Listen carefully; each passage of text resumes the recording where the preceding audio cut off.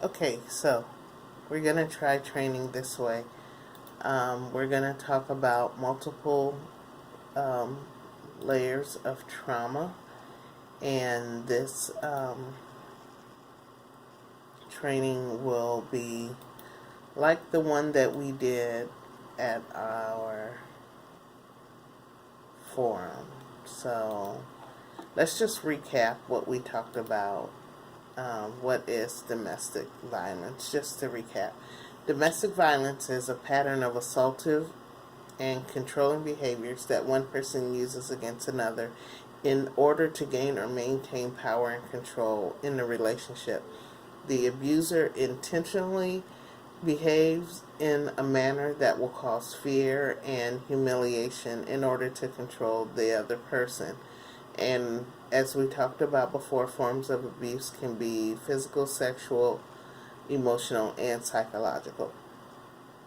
Now, when we talk about sexual abuse is, just simply put, anytime anyone does anything of a sexual nature where there is not consent. Consent means that you know exactly what you're consenting to,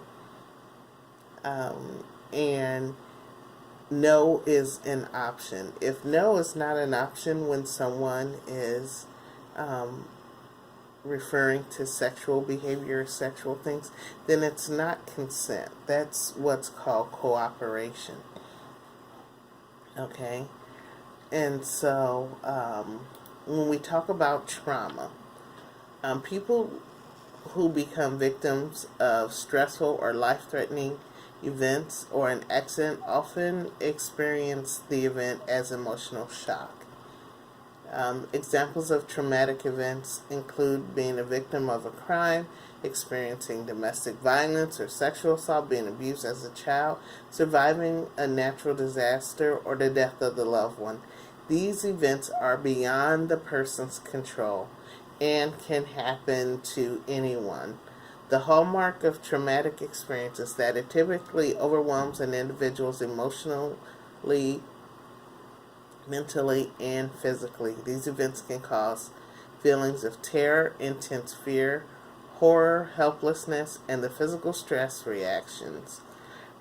The ways in which we cope with stressful events are ineffective in the face of traumatic experiences. So, all the things that you usually do in order to cope with stressful events, those do not work. Those do not help you to get back to your pre-trauma state. And so, multi-abuse trauma is a term used by victims advocates when an individual is impacted by multiple co-occurring issues that negatively affect safety, health, or well-being. Survivors of multi-abuse trauma who come to our shelters or who come to us for services are coping with other issues besides intimate partner violence. And while sexual assault and domestic violence can be traumatic for anyone who experienced them, some survivors experience the trauma compounded in a number of significant ways, many in which add insult to injury and make safety and healing even more complicated. So, some examples of co-occurring trauma can be unresolved trauma from childhood sexual abuse, physical abuse or neglect, substance abuse disorders, psychiatric issues, disabilities, chronic or untreated medical conditions, growing up in a home where domestic violence or active substance abuse were present, growing up or currently living in a dangerous neighborhood, societal oppressions, historic trauma or generational trauma, grief, poverty, homelessness, and incarceration. Multi-abuse trauma both often involves both active forms of abuse and coping forms of abuse. Active forms of abuse are abuse that one person does to another.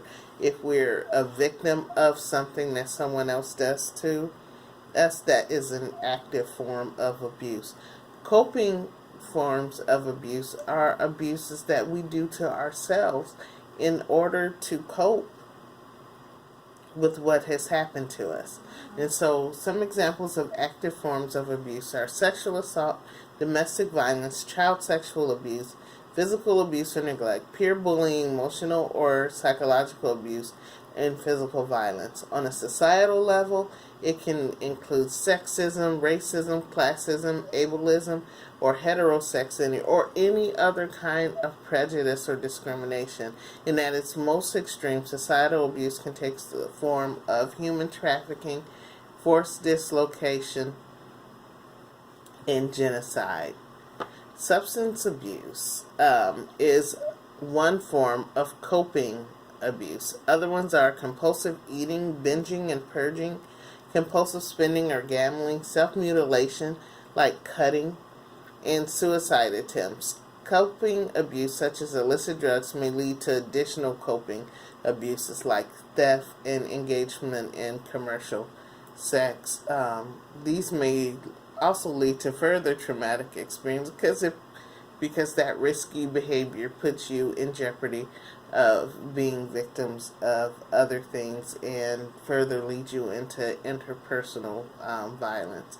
So what does it look like? So let's talk about a couple people who have experienced multi-abuse trauma. I'm going to share with you a couple stories. So there was a young lady named Sarah. Sarah grew up watching her father perpetrate domestic violence against her mother.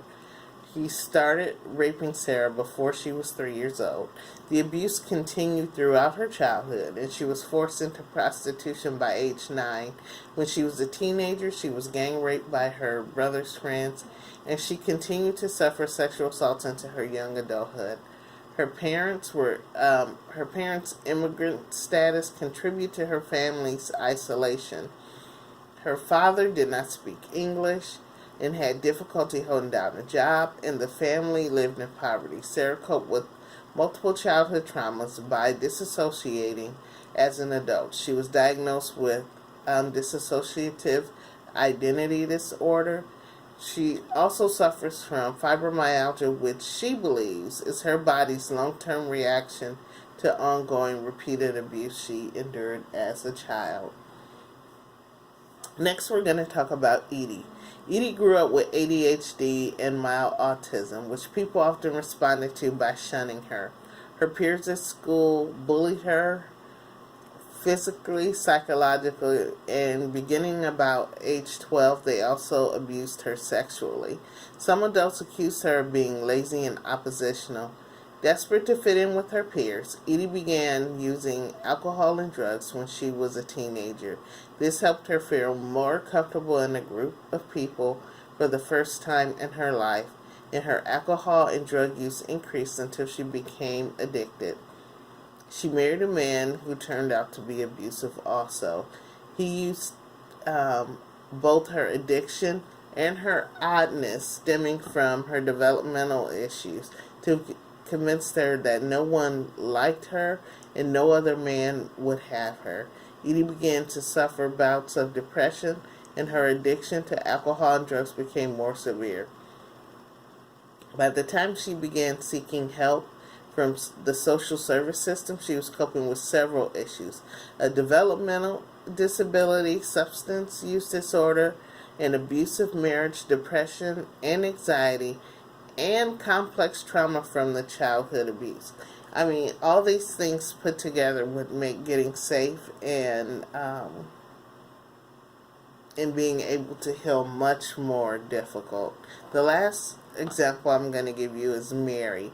Mary is of Alaska Native ancestry, and she was removed from her family by government officials when she was 12 and placed in a boarding school with 6,000 students, several hundred miles away from the small rural village where she grew up. The purpose of the boarding school was to force assimilation of the Alaska Native children and replace ancestral traditions, customs, and values with those of the dominant culture.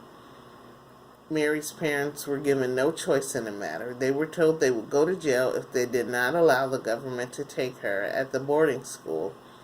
As an adult, Mary endured several years of severe domestic violence.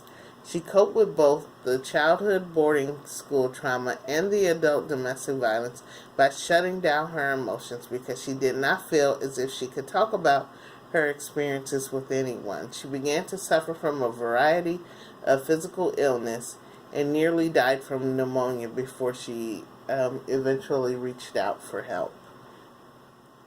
So, does intimate partner violence cause co-occurring issues?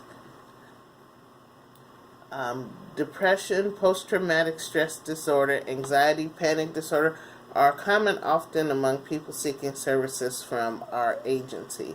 However, some experts believe that many behaviors seen as symptoms by service providers are directly related to traumatic experiences that can cause mental health and substance abuse and physical health concerns. About 1 in 3 girls and 1 in 6 boys are sexually abused by the time they're 18. Both female and male survivors have been found to suffer long-term effects from such abuse, including more suicide attempts, alcohol and drug problems, psychiatric issues, and learning disabilities, problems which often persist until adulthood. You might see someone that comes to see us and they're losing their kids because they're sleeping half the day where they're not able to cope anymore. She's closing down and they're thinking she's mentally ill, or she's not trying to take care of herself, or she's not able to provide. They don't look at why she's doing this. What's her story? What is she trying to cope with? Why is her body shutting down that way? We believe survivors of sexual assault and domestic violence are often misdiagnosed as having mental health disorders or psychiatric disorders because the symptoms of trauma can masquerade as mental illness. Mental health problems can also be situational, brought on by domestic violence or sexual assault and other traumas. So, this may be something that this person is experiencing right now, but that doesn't mean it's long term. That doesn't mean it's going to go away. A lot of times when someone is finally out of their domestic situation, they are then able to heal and those symptoms go away. But as long as they're in that situation, this is the coping mechanism that they are using in order to deal with what they're going through. And so, trauma is often a common thread or common denominator running through a variety of co-occurring issues, ranging from mental health concerns to substance abuse, poverty, exploitation by the sex industry, homelessness, and incarceration. So let's talk about those briefly in a row. So when we talk about substance abuse, preliminary data from the Institute of Drug Abuse study noted that 90% of women in drug treatment had experienced domestic violence from a former partner in their lifetime. As many as 74% of women in substance abuse treatment have experienced sexual abuse. Mental health, as many as 90% of people who have severe psychiatric symptoms are survivors of at least one incident of trauma in their lifetime. Studies found that up to 53% of people who seek services from public mental health centers report child sexual abuse, physical abuse. In one study, 90% of people receiving public mental health services have been exposed to trauma. Most have multiple experiences of trauma. Disabilities, regardless of age, socioeconomic status, race, ethnicity, or sexual orientation, people who have disabilities are twice as likely to be victims of abuse than a person without a disability. Among adults with developmental disabilities, as many as 83% of women and 32% of men have been victims of sexual assault. In addition to abuse by family members, there's a lot of times they're abused by their caregivers and even medical workers. When we talk about poverty, studies show that over 50% of women receiving public assistance report having experienced physical abuse at some point in their lives, and most of these women also report a history of physical and or sexual abuse in their childhood. Homelessness. One study found that 92% of homeless women had experienced severe physical or sexual abuse at some point in their lives. Of all homeless women and children, 60% have been abused by age 12, and 63% have been victims of intimate partner violence as an adult. Among cities surveyed in the U.S. Conference of Mayors in 2003, 44% identified violence as the primary cause of their homelessness. And these numbers are staggering, and it's not a coincidence that they correlate with what we're talking about. In sex trafficking. Although not all sexually abused children are recruited into commercial sex, the majority of individuals involved in the commercial sex industry has a history of sexual abuse as a child.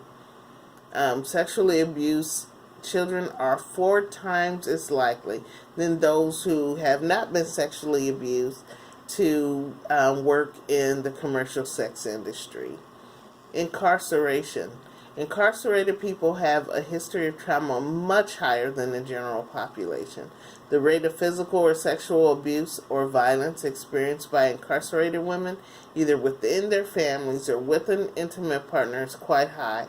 Estimates vary from 44 to 80% compared to that by women in the general population.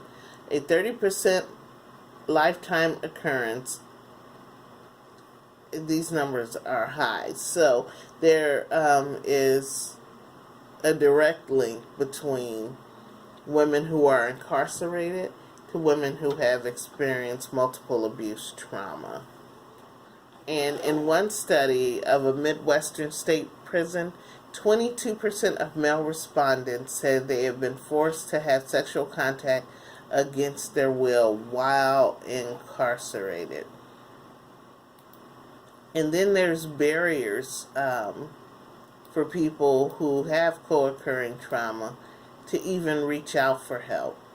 Victims of domestic violence and survivors of sexual assault who struggle with multi-abuse trauma often need our services the most, yet having multiple issues make it harder for a survivor to access appropriate services in a variety of ways. Very few providers or programs provide comprehensive services for people with multiple issues. Survivors of multi-abuse trauma are often invisible when in our programs, or perceived as disruptive when co-occurring issues such as substance abuse or psychiatric systems become evident or unmanageable. Many times people with co-occurring or multiple abuse issues are missing from community programs altogether. And here are some reasons. Okay, so first, they have no self-advocacy skills. They don't know how the system works, so they don't know how to advocate for themselves within the systems. There's confusion about how to access services, fragmented services. There are services that address only part of what they need but not the total person. Hard to access or non-existent services, which is very common in the rural areas where we work. Lack of family-focused services, conflicting expectations. There are sometimes in the past when we had curfews and things like that, someone would need to go to AA or NA, and that meeting let out at 10 or 11, but the curfew says that they have to be in shelter by 9 or by 10.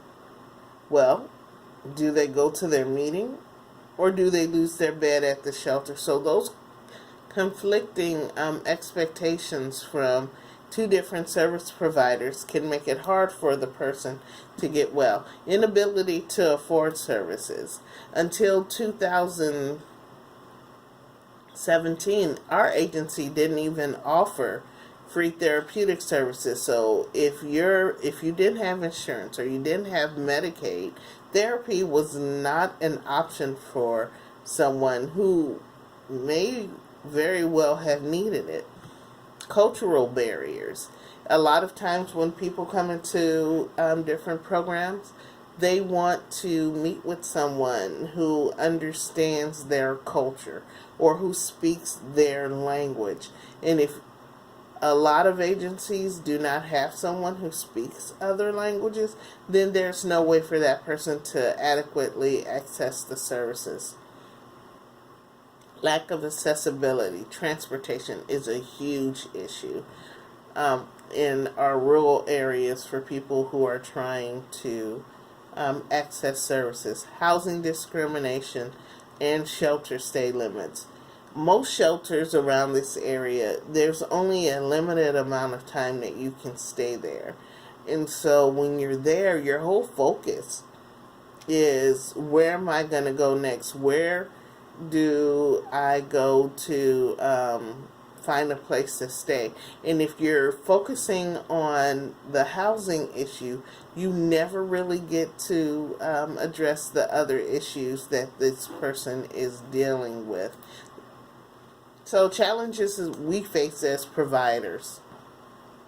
There are behavioral challenges because we're not meeting the person on their best day, and so we're not getting the best version of that person, and sometimes it makes it difficult to work with them.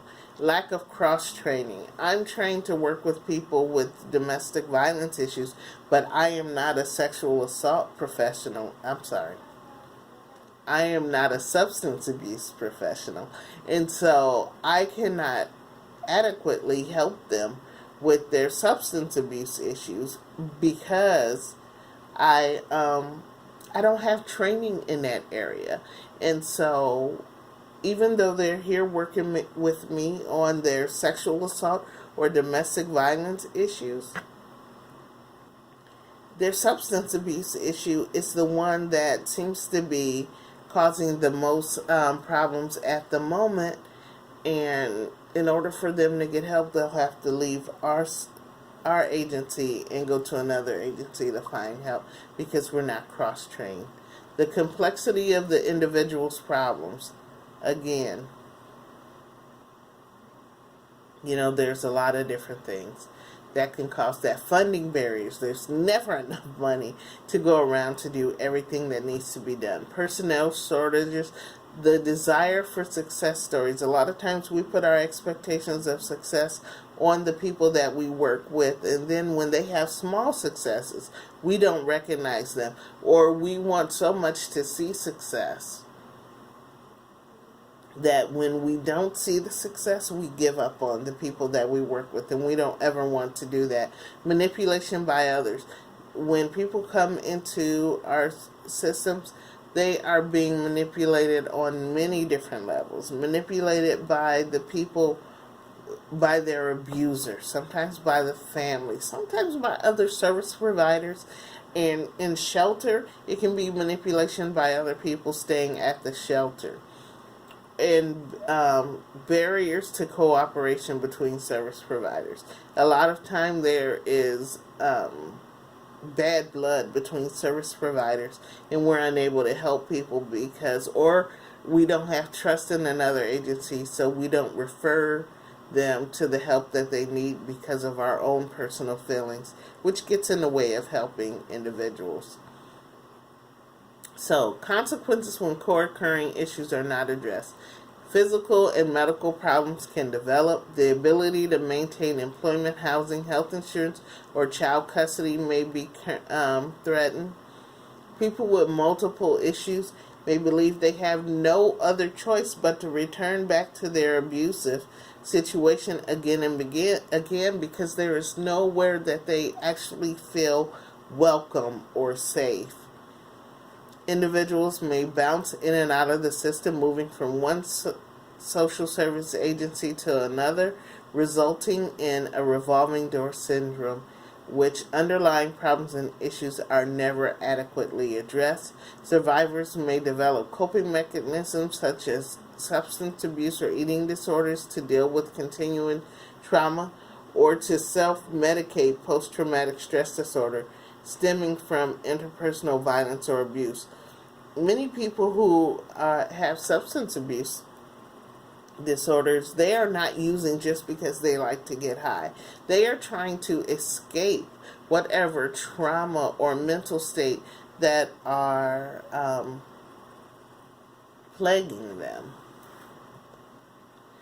Inability to access appropriate services makes it more likely that trauma of all kinds will continue, resulting in even more trauma.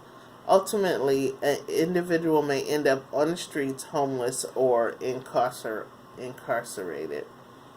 So, how as advocates should we respond? We need to create a welcoming environment. We need to realize that trust isn't always easy. A lot of these people, we want them to trust us. However, the people who were supposed to love them and protected them were not abuse that trust, so they're not going to always trust us. So we need to be willing to gain their trust. We need to be willing to discuss co-occurring issues. Ignoring them is not going to make them go away or make things any easier.